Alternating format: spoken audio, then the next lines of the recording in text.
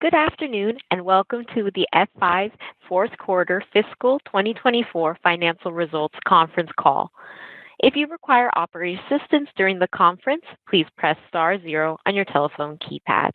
Also, today's conference is being recorded. If anyone has any objections, please disconnect at this time. I'll now turn the call over to Ms. Susanna DuLong. Ma'am, you may begin. Hello and welcome. I'm Suzanne DuLong, F5's Vice President of Investor Relations.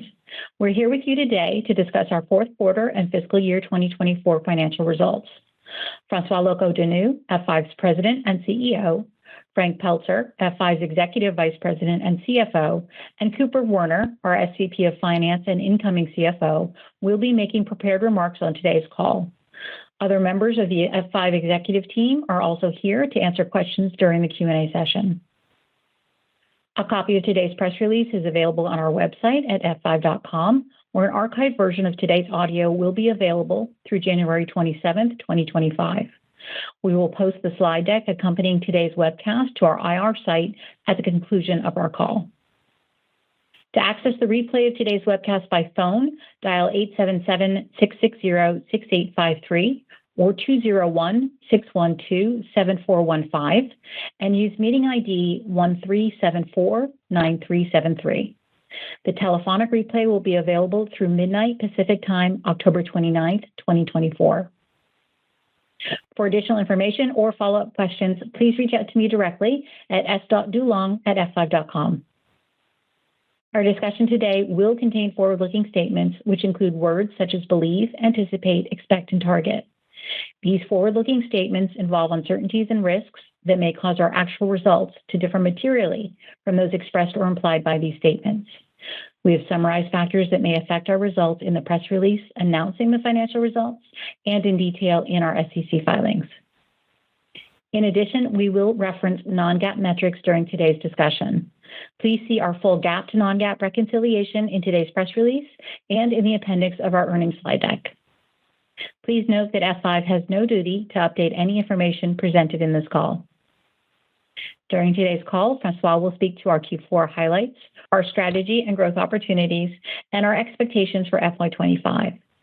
Frank will then review the details of our Q4 and FY24 results, and Cooper will speak to our outlook for FY25. I will now turn the call over to Francois.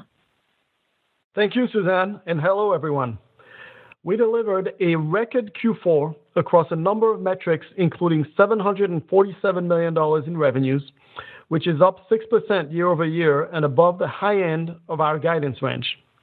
Q4's top-line growth is the result of strong software performance, including 19% software revenue growth. Just as importantly, we delivered Q4 non-GAAP EPS of $3.67, a beat of 17 cents above the top end of our guidance range, highlighting our improving operating margins in addition to top-line strength. Q4 was the cap to a fiscal year during which the F5 team outperformed our plan, even with a challenging macro backdrop to start the year.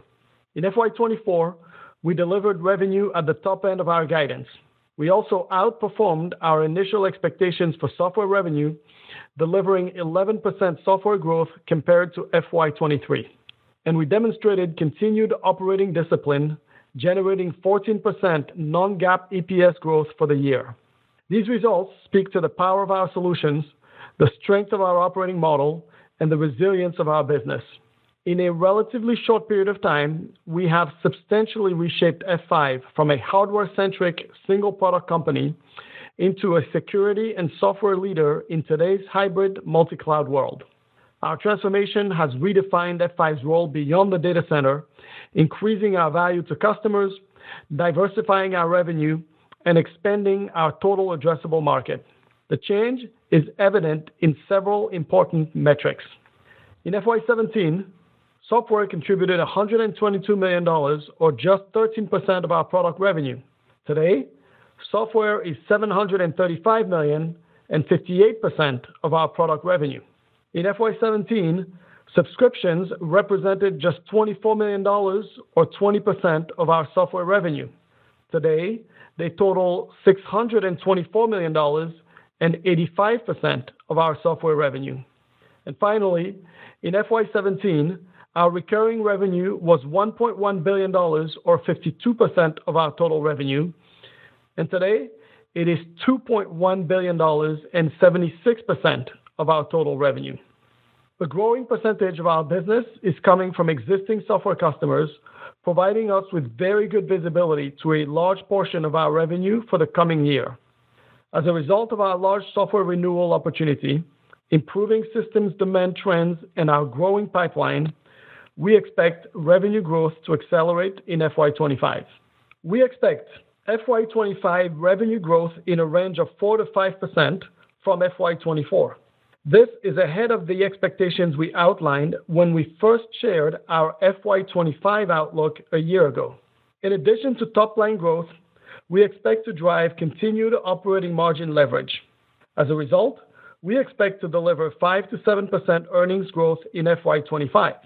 On a tax-neutral basis to FY24, the midpoint of this range reflects 10% EPS growth. Beyond the visibility we have into our recurring revenue and pipeline for FY25, we remain confident in F5's long-term growth prospects for several reasons. These include F5's alignment with robust and sustainable industry trends and the effectiveness of our go-to-market strategies. I will speak first to the industry trends. First, hybrid multi-cloud environments are now the norm and will remain so. According to our latest State of Application Strategy report, nearly 90% of customers are operating across multiple environments, with the benefits of choice clearly outweighing the challenges of managing apps across different deployment models. Second, applications and the APIs that connect them are becoming increasingly distributed, which means traditional single-environment solutions are not capable of managing and securing them. Third, the number of application instances continues to grow. In fact, it is projected to grow from roughly 2 billion today to 6 billion by 2029. Fourth, APIs are rapidly proliferating, creating new challenges and risks for application owners. A recent F5 survey found that nearly one-third of customer-facing APIs lack fundamental protection. Fifth, applications and APIs require more security and delivery services today than they used to. In 2016, organizations deployed a minimum of 2 app services to ensure an app remained performant and secure. Today, that number has grown to 13 on average and 27 in total. And finally, the emergence and eventual widespread adoption of AI and AI-powered applications will accelerate and further complicate all of these trends, while also leading to new demands related to data ingestion and optimization of GPU environments. Individually, these dynamics are driving new complexity, cost, and security risks for customers. The fact that they are all happening simultaneously is creating significant challenges for the IT teams managing them. You have heard us describe the confluence of these dynamics as the ball of fire, and we continue to believe that F5 is uniquely positioned to address it. The powerful industry dynamics I just outlined are contributing to our ability to drive growth through our land, expand, and renew go-to-market motions. We are landing new customers by winning competitive entry opportunities, targeting competitive takeouts, and leveraging and expanding our strong channel relationships. Our biggest growth opportunity, however, comes from the potential to expand our footprint and wallet share across our base of approximately 20,000 customers. At times, this means expanding as an app's utilization grows over time. At others, it means leveraging the synergies and power of F5's platform to create a strong, unified security posture, simplify multi-cloud complexity, or streamline operations. The power of this expand motion is evident in the early success of our F5 Distributed Cloud Services. We launched this platform in February of 2022 and now have more than 800 customers on it, one-third of whom are new customers to F5.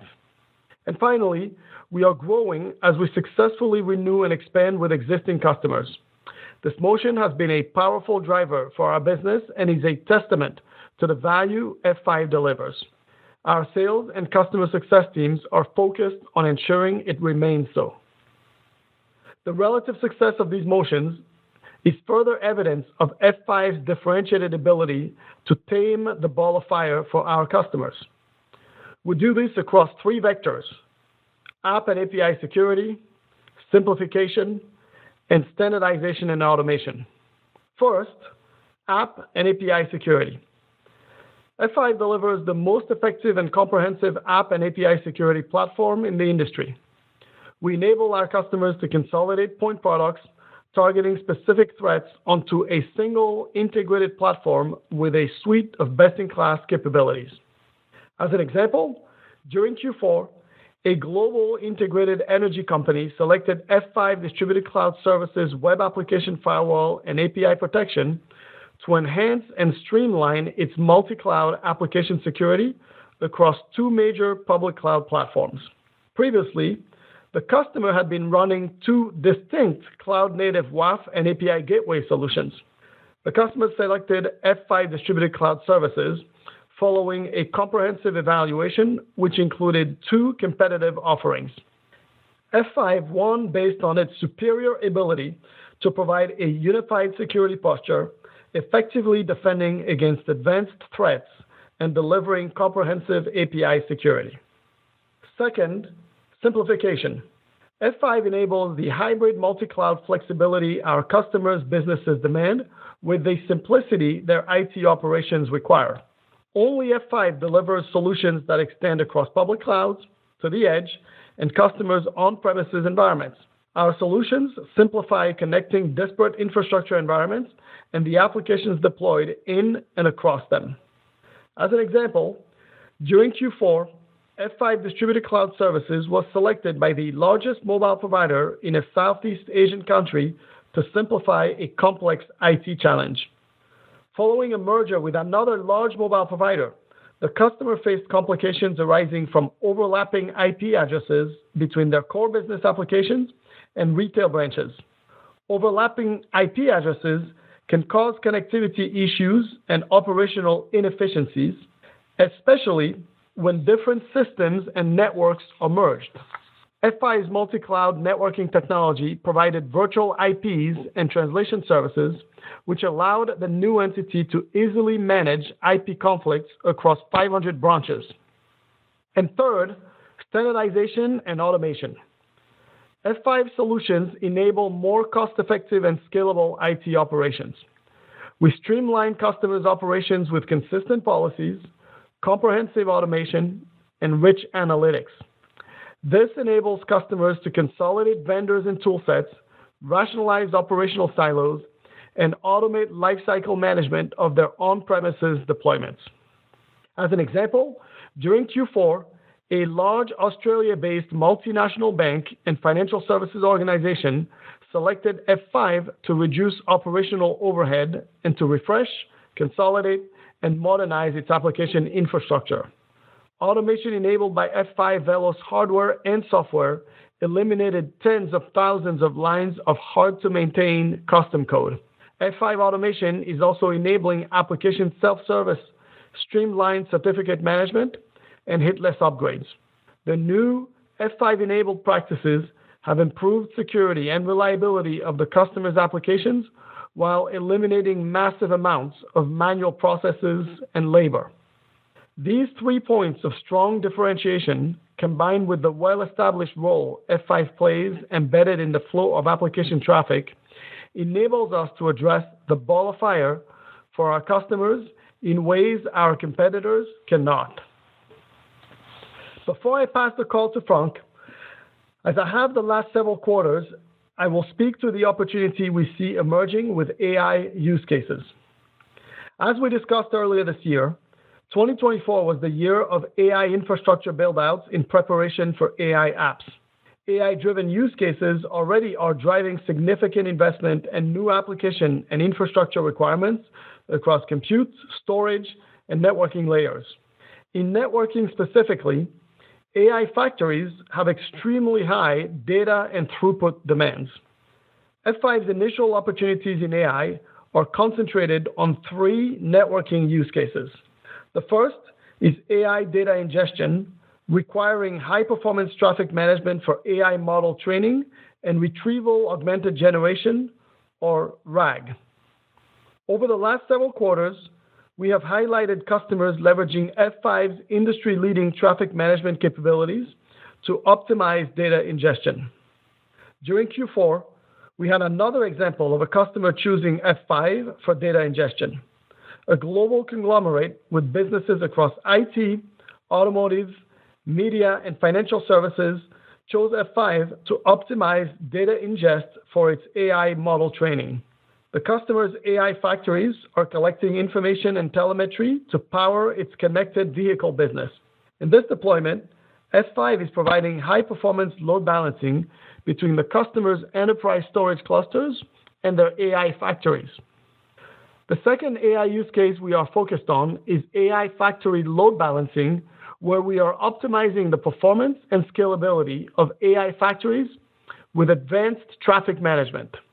Just last week, we announced our exciting collaboration with NVIDIA to enable high-performance software ADC on AI infrastructure. There are two important pieces of this news. First, we have enabled BIG-IP Next to run in Kubernetes. Enterprises and service providers building AI factories are driving strong demand for advanced semiconductors such as GPUs. AI workloads that run within this infrastructure are running on Kubernetes. F5 BIG-IP Next for Kubernetes brings our market-leading networking, traffic management, and security capabilities to these modern environments. Second, we partnered with NVIDIA to ensure that BIG-IP Next for Kubernetes works seamlessly with NVIDIA BlueField-3 DPUs. When combined with BIG-IP Next for Kubernetes, these DPUs effectively become AI accelerators, increasing the performance and security of training and inference workloads, delivering superior AI-driven customer experiences. The first two AI use cases I have just highlighted are ADC opportunities, a market where we have been the leader for the last 2 decades. The third AI use case we are focused on leverages Web Application Firewall and API Protection, or WAP, for secure AI inferencing. We have deployments supporting this use case today and expect it will become more prevalent as enterprises begin to leverage AI inferencing at scale over the next 18 to 24 months. As you can see with these examples, F5 is not just adapting to the AI revolution, we are actively shaping it, providing the critical infrastructure that enables our customers to harness the full potential of AI safely and efficiently. Our sales, engineering, and product teams have identified multiple additional AI use cases where F5 is likely to have a significant role to play.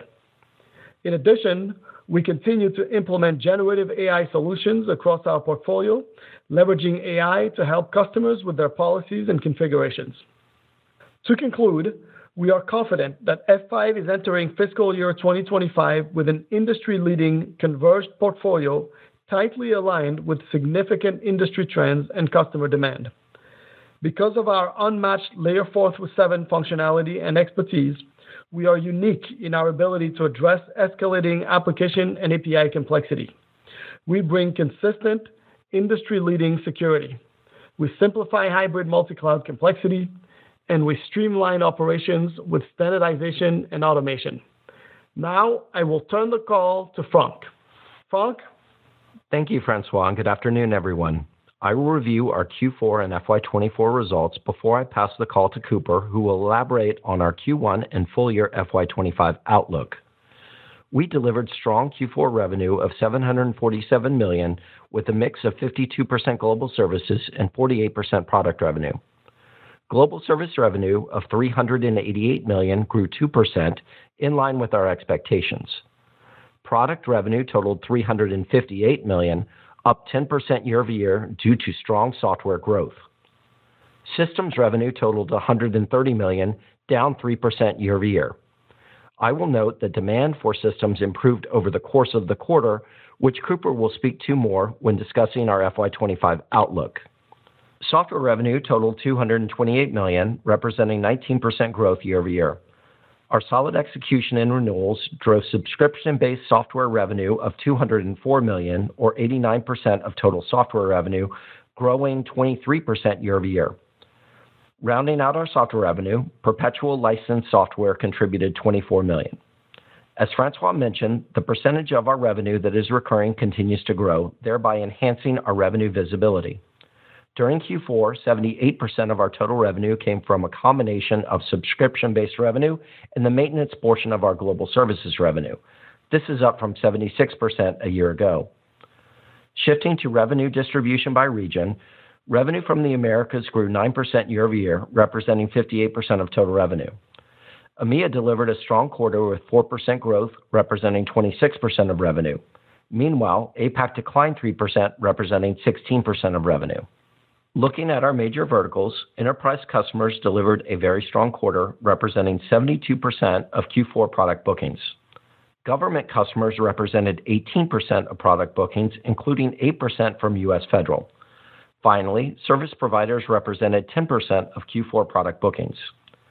Our Q4 operating results were strong, reflecting our continued operating efficiency improvements. GAAP gross margin was 80.8%. Non-GAAP gross margin was 83%. Our GAAP operating expenses were $412 million. Our non-GAAP operating expenses were $363 million. Our GAAP operating margin was 25.6%. Our non-GAAP operating margin was 34.4%. Our GAAP effective tax rate for the quarter was 18.8%. Our non-GAAP effective tax rate was 19.5%. Our GAAP net income for the quarter was $165 million, or $2.80 per share. Our non-GAAP net income was $217 million, or $3.67 per share.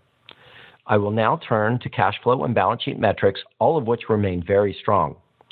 We generated $247 million in cash flow from operations in Q4 on strong net income and cash collections in the quarter.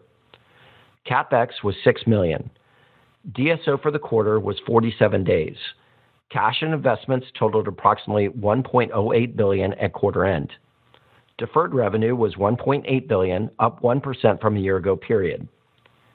In Q4, we repurchased $100 million worth of F5 shares at an average price of $206 per share. Over FY24, we repurchased $500 million worth of F5 shares at an average price of $177 per share. Our share repurchases represented 66% of our annual free cash flow in FY24, exceeding our commitment to use at least 50% of our free cash flow for this purpose. As announced in the earnings release, our board of directors has authorized an additional $1 billion for our common stock repurchase program. This new authorization is incremental to the $422 million remaining in the existing program, and as of today, brings the total available under the authorized stock repurchase program to $1.4 billion. Finally, we ended the quarter with approximately 6,560 employees. I will now recap our FY24 results. Our FY24 revenue of $2.82 billion was up slightly from FY23 and at the top end of our initial revenue guidance for the year. These results speak to the strength of our business, particularly given the revenue growth headwind we faced in FY24 due to the elevated backlog fulfillment in FY23. Global services revenue grew 4% to $1.54 billion, representing 55% of total revenue for the year. Product revenue, representing 45% of revenue, declined 5% year over year. Within product revenue, our FY24 systems revenue totaled $537 million. While this represents a decline of 20% compared to FY23, our underlying systems bookings grew year over year. Software revenue of $735 million grew 11% compared to FY23. This is up from our initial expectation of flat to modest growth as a result of continued strong renewals performance, in addition to a stronger new business trend compared to FY23. Software represented 58% of our FY24 product revenue, and software subscriptions represented 85% of our FY24 software revenue. Let's take a closer look at the components of our annual software revenue. Our software revenue is comprised of three elements. 1, SaaS and managed services. 2, term-based subscriptions. And 3, perpetual software licenses. I'll expand on each of these, starting from the top down. Our SaaS and managed services, which is the portion of our software recognized ratably over the duration of the subscription term, delivered $193 million in revenue in FY24, a decline of 5% year over year, largely as a result of planned legacy offering retirements and transitions. FY24 SaaS and managed services annualized recurring revenue, or ARR, of $182 million is down from $198 million in FY23, primarily as a result of planned churn related to retiring legacy offerings, offset by continued growth in our core SaaS and managed services offerings. I'll speak first to our legacy offerings represented by the gray bar in our accompanying charts. There are two portions of our legacy offerings. The first is discontinued SaaS and managed service offerings. The second is Silverline Managed Services, which we continue to work to transition to F5 Distributed Cloud Services. The vast majority of the legacy ARR decline from FY23 to FY24 is related to planned churn associated with discontinued offerings. During FY24, we transitioned a modest amount of Silverline Managed Services to F5 Distributed Cloud Services. We noted last year that the Silverline transition would be back-end weighted over the course of FY24 and FY25. The green portion of the bar represents our core SaaS and managed services, which includes F5 Distributed Cloud Services, our high-end bot defense point solutions, and our recently launched NGINX as a service offering. F5 Distributed Cloud Service delivered strong growth off a relatively small base, offset by churn within our high-end bot defense solution. The second portion of our software revenue comes from term-based subscriptions, which are recognized largely upfront as product revenue, with a portion deferred and recognized ratably as global services revenue over the subscription term. These include new, renewal, and true forward revenue for both annual and multi-year subscriptions of BIG-IP and NGINX. In FY24, revenue from term-based subscriptions contributed $430 million to our software revenue, up 22% year over year as a result of continued strong renewals and expansion performance, as well as growth in new software business compared to FY23. The third and final component of our software revenue is perpetual software licenses, which contributed $112 million in software revenue, up 3% year over year. Several years ago, we began breaking out our security-related revenue annually. This year, our total security revenue, which includes standalone security, attached security, and security related to maintenance revenue, was approximately $1.1 billion, or 41% of total revenue. Standalone security revenue totaled $460 million, representing 36% of product revenue. I will now turn to our FY24 operating performance. GAAP gross margin in FY24 was 80.2%. Non-GAAP gross margin was 82.8%, up 132 basis points from FY23. Our GAAP operating margin for FY24 was 23.4%, and our non-GAAP operating margin was 33.6%, up 337 basis points from FY23 as a result of continued operating discipline. Our GAAP effective tax rate for the year was 18.5%. Our non-GAAP effective tax rate for the year was 19.2%. GAAP net income for FY24 was $567 million, or $9.55 per share. Non-GAAP net income was $794 million, or $13.37 per share, representing growth of 14.3% over FY23. I will now pass the call to Cooper to speak on our outlook. Cooper? Thanks, Frank, and hello, everyone. Francois outlined our FY25 outlook at the start of the call. I'll recap it now with some additional color. I will also provide our outlook for Q1. With the exception of revenue, my guidance comments reference non-GAAP metrics. I'll start with FY25. First, our FY25 outlook assumes continued macro stability, but does not assume a significant improvement to the macro environment. It also does not assume substantial growth in our customers' IT budgets. In FY25, we expect to deliver 4 to 5% revenue growth over FY24. Similar to FY24, we anticipate our FY25 revenue will be relatively back-end weighted. We expect low single-digit revenue growth across the first half of the year and mid-single-digit revenue growth in the second half. Our stronger second half expectations are based on the visibility we have to the sizable renewal base coming up during that period and our consistently strong renewal performance over time. Taking a closer look at the components of FY25 revenue, I'll start with software. Our expectation for FY25 software revenue has improved from our initial view a year ago. At the beginning of our fiscal year 2024, we guided to flat to modest software growth in FY24 and shared our expectation that software would grow by double digits from that level in FY25. Against a much improved 11% software growth outcome in FY24, we now expect FY25 software to grow in the upper single digits year over year. Looking at systems revenue. As Frank referenced in his comments related to Q4, we have recently seen an improvement in systems demand as customers begin to refresh older estates and we drive momentum from competitive takeout opportunities. As a result, we expect systems revenue will grow mid-single digits in FY25. And finally, we expect global services revenue will grow low single digits in FY25. From an operating perspective, we expect to deliver gross margin improvements, resulting in FY25 non-GAAP gross margin in a range of 83 to 84%. We also expect to drive continued operating expense discipline, resulting in FY25 non-GAAP operating margin of approximately 35%. Seasonally, we expect operating margin in the low 30% range for the first half of FY25, moving to the upper 30s in the second half. We expect our typical seasonal low for operating margin in Q2, reflecting the combination of payroll tax resets and costs associated with a large customer event in February. We expect our FY25 non-GAAP effective tax rate will be in a range of 21 to 23%. We expect to deliver 5 to 7% non-GAAP earnings growth.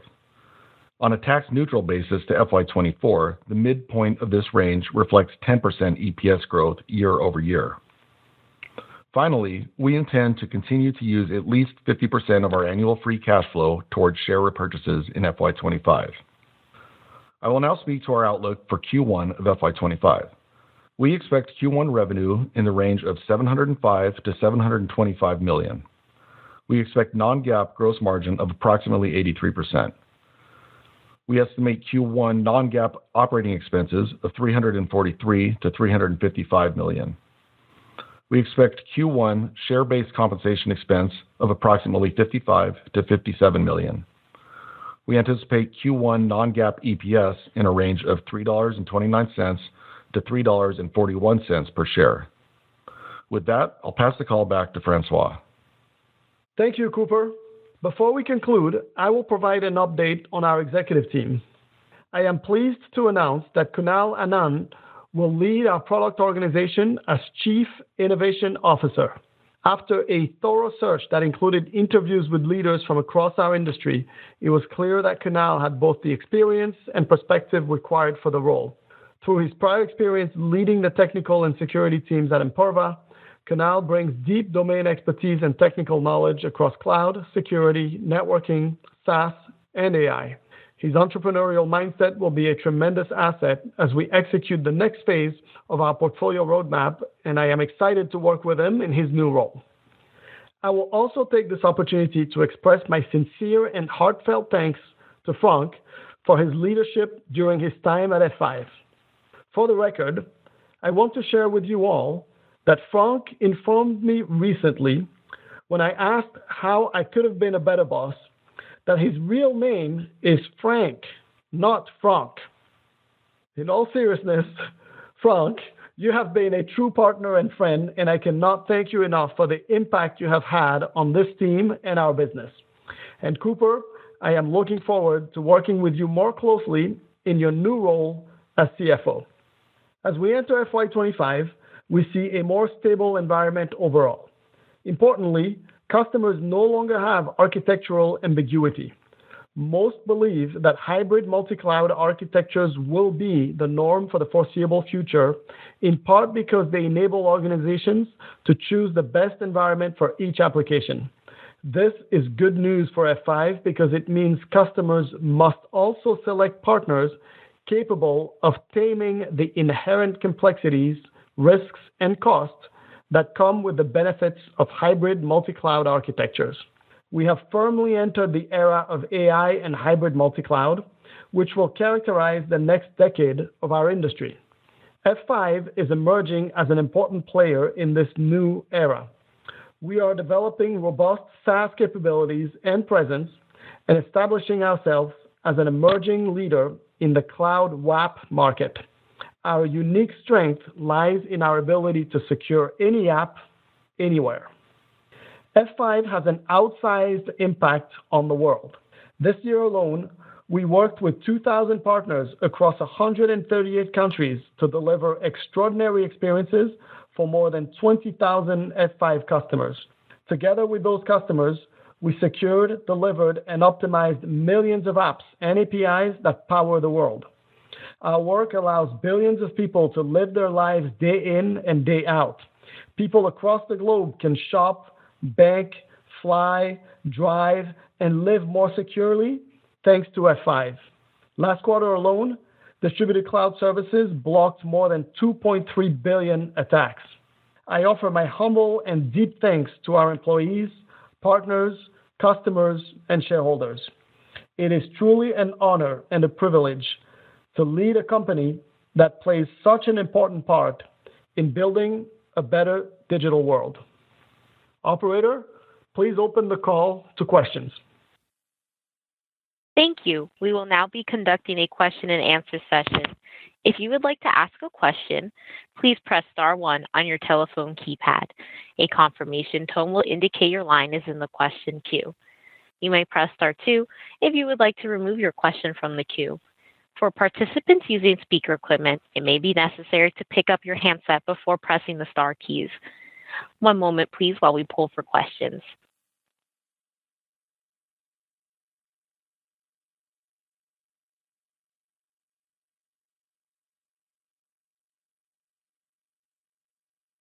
Thank you. Our first question comes from the line of Samik Chatterjee with JP Morgan. Please proceed with your question. Thanks for taking my question and congrats on the strong results here. I guess I had a couple of questions on software. So maybe just to start off here, Francois, Frank, very strong results in software in the quarter. Just wondering if you can sort of detail out for us a bit more in terms of the composition of that between sort of did the outperformance really come from renewals or was it more true ups? Where did you see sort of the strength coming in from or sort of anything that you can parse out in terms of what you're hearing from the enterprises in driving some of that upside that you saw in the quarter? And then I have a follow-up. Thank you.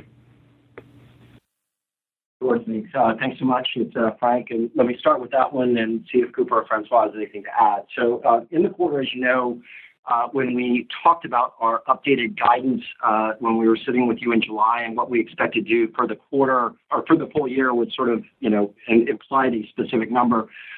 We obviously outperformed that number, and it came from really two strong factors. One, the expansion that we saw within the existing renewal base of customers as they were coming up for their next generation of contracts.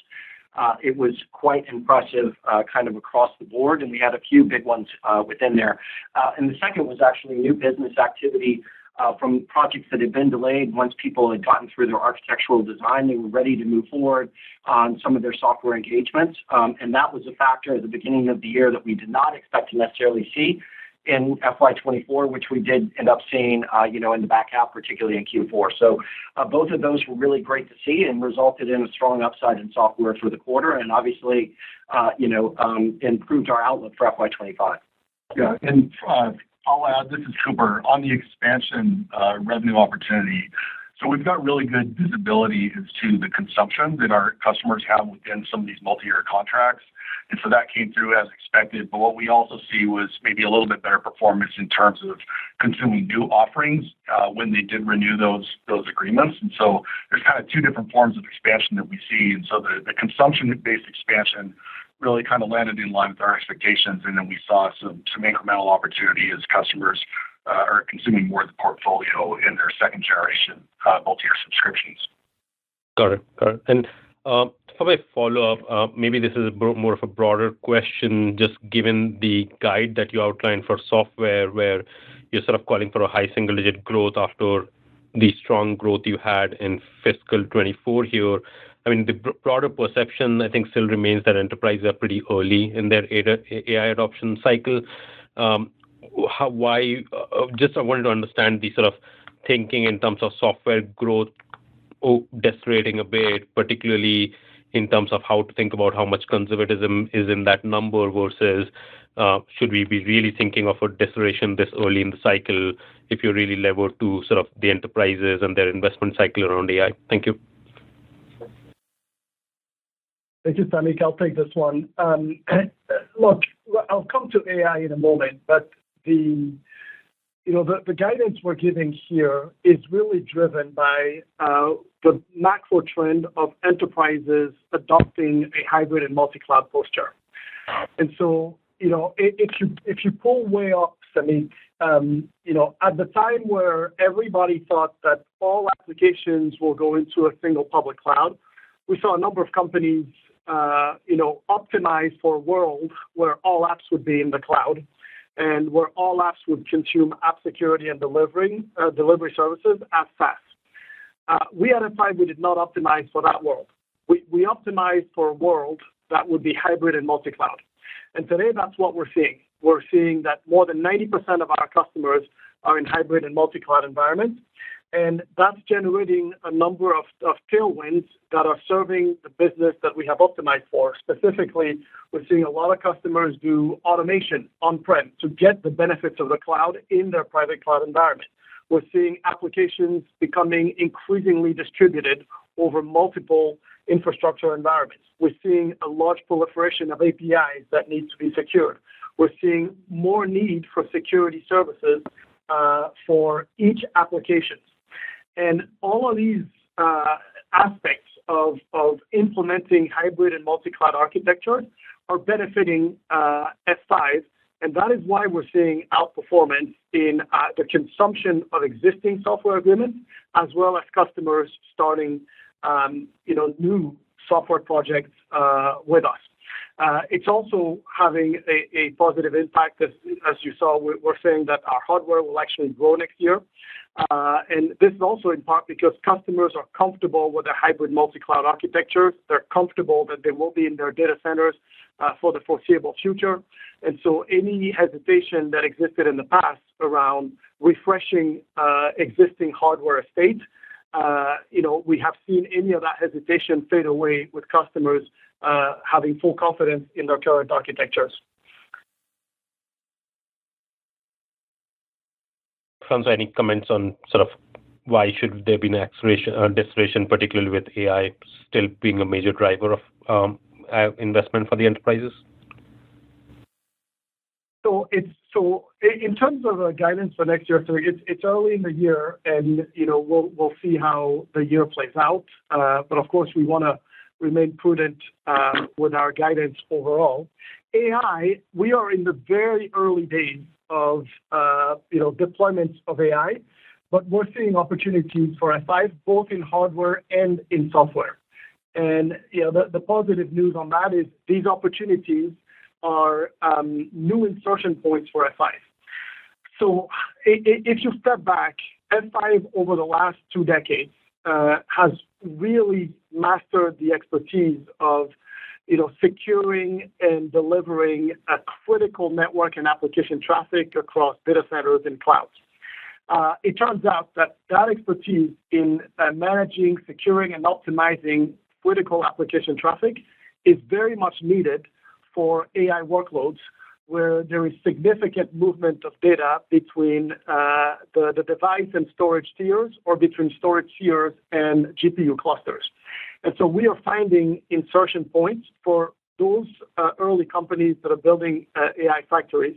We are finding insertion points with our Big IT hardware platform fronting some of these storage tiers or sitting between storage tiers and GPU clusters. It's early days in terms of the volume of deals because at the moment there are very few companies doing that, but we will see how that opportunity develops over time. And we are also seeing opportunities potentially in software inside of these GPU clusters. And the partnership we just announced with NVIDIA is a manifestation of that opportunity of marrying our software with the world's most advanced semiconductor technology to create AI factories that scale better and more efficiently for customers.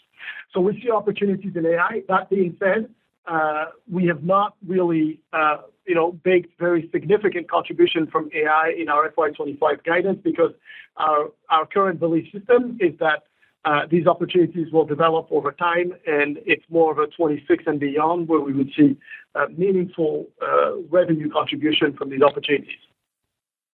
Thank you. Thanks a lot for taking my questions. Thank you. Our next question comes from the line of Meta Marshall with Morgan Stanley. Please proceed with your question. Great, thanks. On systems revenue maybe being better than expected as we head into fiscal 25, do you see that more as share gains or kind of more of accelerated refresh on this part of your customers? And I guess just related to that as a follow-up customer, I would think that kind of share gains come in a healthier spend environment where people are willing to kind of entertain making more decisions about their enterprise IT. And so just what are you seeing in terms of, as your customers are talking about fiscal 25 or calendar year 25, just what are they kind of thinking about in terms of, sales cycles or kind of spend cycles? Are you seeing kind of any improvement there? Thanks.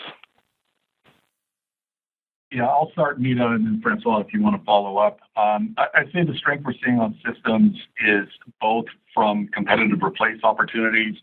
We had really good success, especially in the latter half of FY24, displacing some of the competitor estates and some of the customers that we're bringing on to F5. And then we are also starting to see a more material tech refresh of our install base with our customers. And, this goes back to the long period we've had where a lot of our customers were sweating their infrastructure. We're starting to see our customers have a little bit better certainty around their budgets, and they're starting to move forward now with reinvesting in their hardware infrastructure.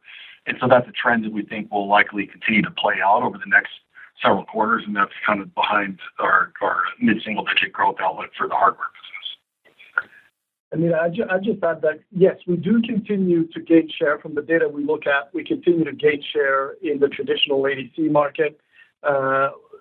We have been quite successful at picking out certain competitors, where customers have not been satisfied with their, either performance or commercial approach to the relationship.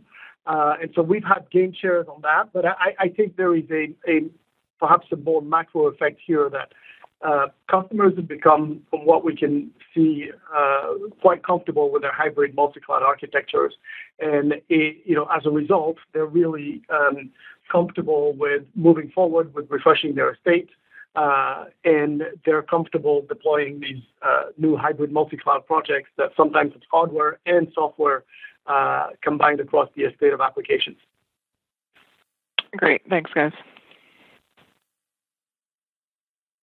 Thank you. Our next question comes from the line of Michael Ng with Goldman Sachs. Please proceed with your question. Hey, good afternoon. Thank you for the question. I wanted to ask about the cadence of subscription revenue. Obviously, very strong in the quarter. As we head into, I guess, the first half of next year and the December quarter, it seems like there's an implied decline in subscription revenue sequentially. I was just wondering if you could speak to some of the dynamics there, whether that was, the outperformance of things like True Forwards in the September quarter or the timing of term-based, but any color about that and how that kind of plays out through the rest of fiscal 25 would be very helpful. Thank you. Yeah, thanks, Michael. This is Cooper. It is really more about the timing of the renewal base and the strength that we saw in Q4. So we had a really strong performance with expansion on that renewal base, but we had said all along last year that the renewal base that was coming up was more back-end loaded. And that's the same for FY25. We have a sizable renewal base. It's larger in FY25 than it was in FY24, but the renewal base tends to be more weighted to the second half of the year. And so it's, any implied deceleration on the software growth is really just more about the timing of when these renewals come up for negotiation. And just as a reminder, on the term-based licenses, that revenue is recognized largely up front under ASC 606. And so you do get a little bit of a variability on the revenue that's reported from those sales. So we think broadly it's a very strong opportunity for us in FY25. Great. Thanks, Cooper. And just as a quick follow-up, you had an expansion of the renewal base in this September quarter that was better than expected.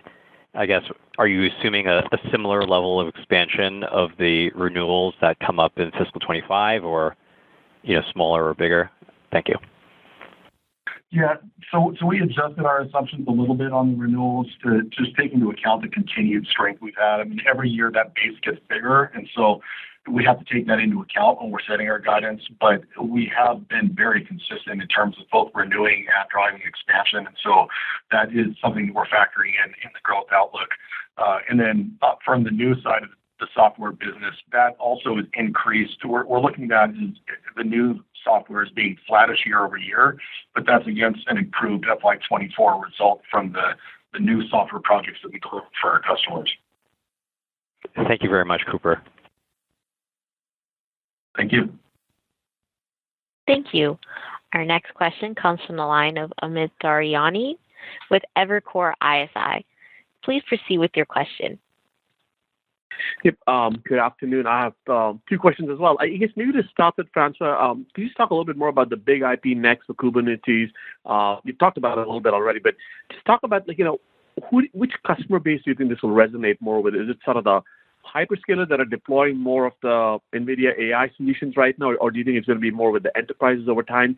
Just where do you think this product will gain more traction, and any way to think about how big this opportunity could be for F5 as you go forward? Right. Okay. So let me start a little bit on that solution. So Big IP Next for Kubernetes is really what we're doing here is taking our traffic management software, which we have refactored for Kubernetes environments, and we're marrying that with NVIDIA's GPU to provide key benefits to customers building AI factories. The number one benefit is really increasing utilization of GPUs, in part because we do traffic management and so we can get data to GPUs faster, in part because we also enable a single GPU cluster to serve multiple AI workloads or AI models, what we call multi-tenancy in the industry. And so who are the customers who would benefit from that? It would be, of course, all service providers that provide GPU as a shared infrastructure or shared service to a number of customers. It would be enterprises that are building even their own AI factories, but want to maximize the utilization of GPUs. And, GPUs are expensive resources today. So it's going to be generally either enterprises or service providers that are building AI factories at significant scale. So that's really who we're targeting with this joint solution. Now, I want to be clear that we are early days. We have a validated technical architecture with NVIDIA. We're starting to get interest from the folks we speak to who are building these factories and who see a significant opportunity to improve the efficiency and the utilization in their factories. But there's a number of questions around the go-to-market model that we have not yet answered. And so we also see that opportunity as materializing more in FY26 and beyond. But that said, it could be a pretty significant opportunity for F5, assuming that the go-to-market model works and that we find a way to embed this software technology on a large number of NVIDIA DPUs over time. Got it. That's really helpful. And then, if I could just get a clarification on the software growth, right? Which I think you folks have talked about, hey, high single digits in fiscal 25 is the right way to do it.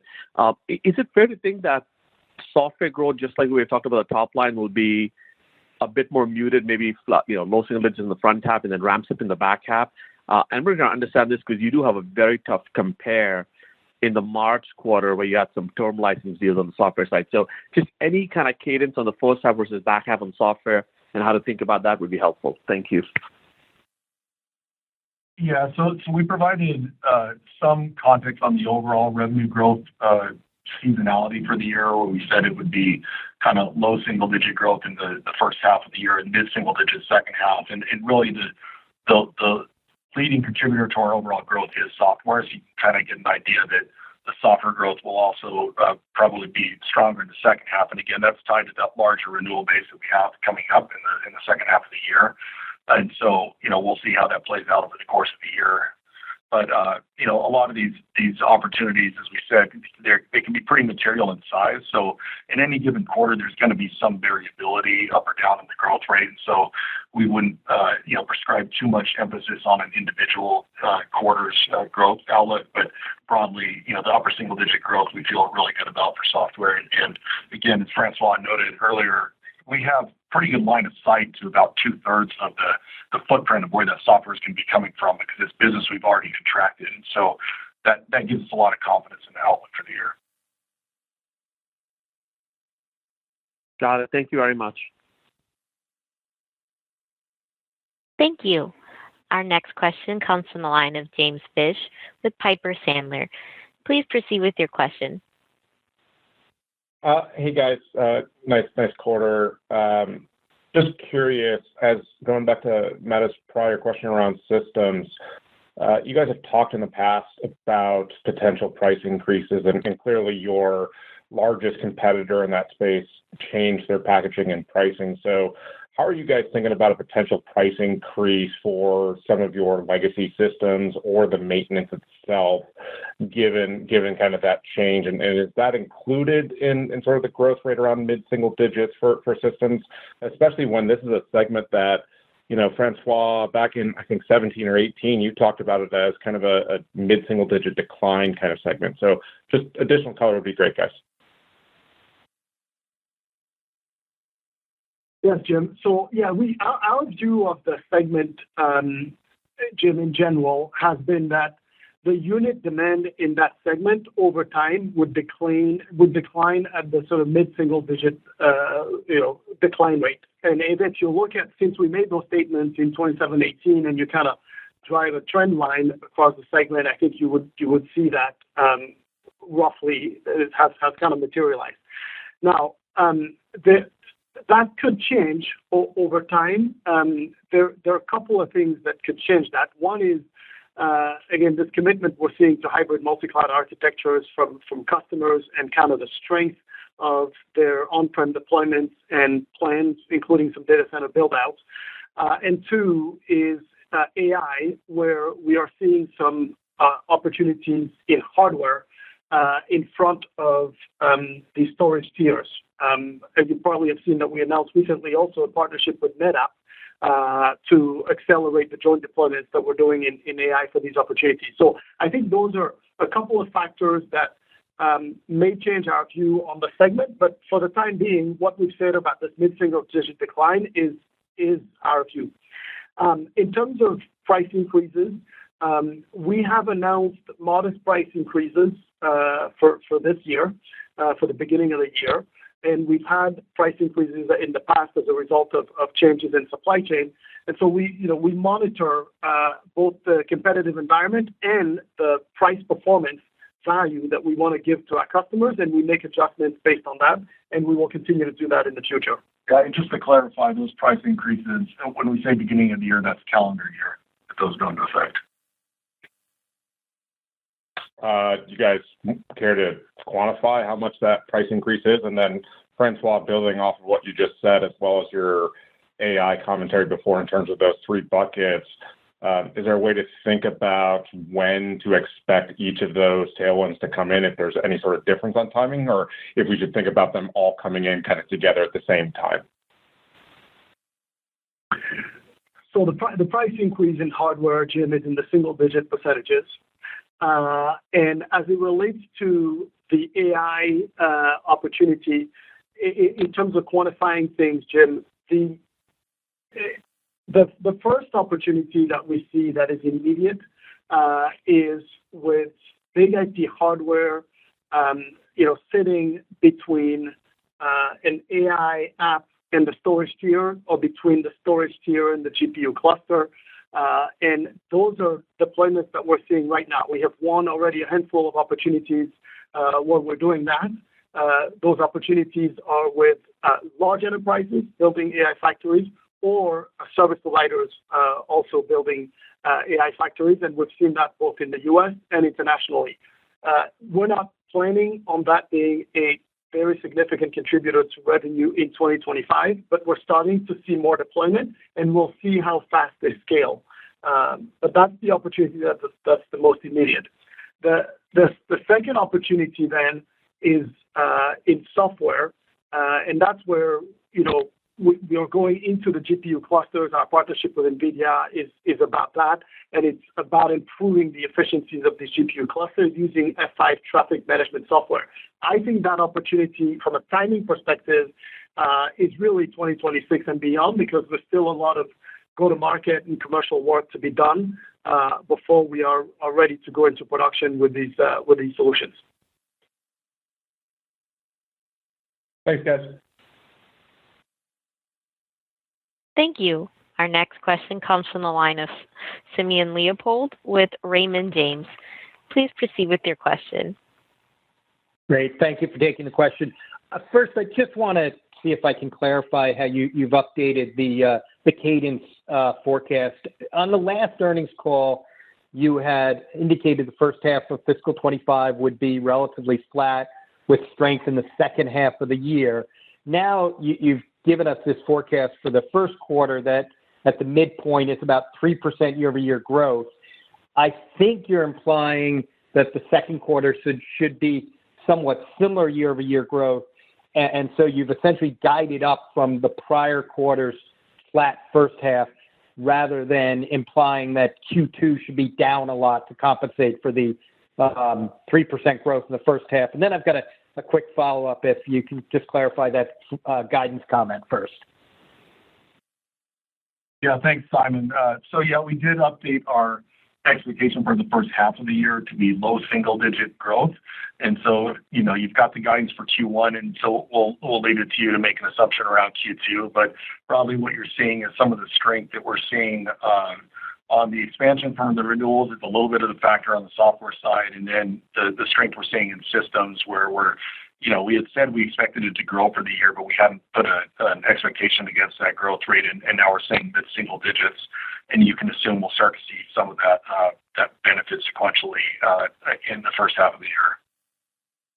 Great. And then I just wanted to see if we could talk a little bit about how the verticals perform relative to your expectations, in that in the past you've had meaningful seasonal benefit from the U.S. federal, which was on a dollar basis decent and certainly a nice percentage, but other public sector was basically flattish sequentially this quarter.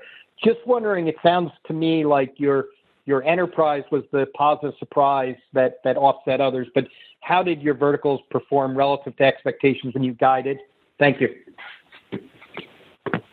Sure, Simon, it's Frank. Let me take that one. So you're absolutely right. The enterprise was the strong sector in the quarter and was above our expectations, and that's what led to the outperformance. U.S. Fed, as a percentage, was maybe not quite as high, but when you map out the dollars, there was some, sort of the expectations that we had, they largely lived up to. And then service provider, as we said all year, as a sector has been a little weaker on the demand side. We've had a few, specific service providers where we've had a lot of success with, but as a broad industry, it has not come back.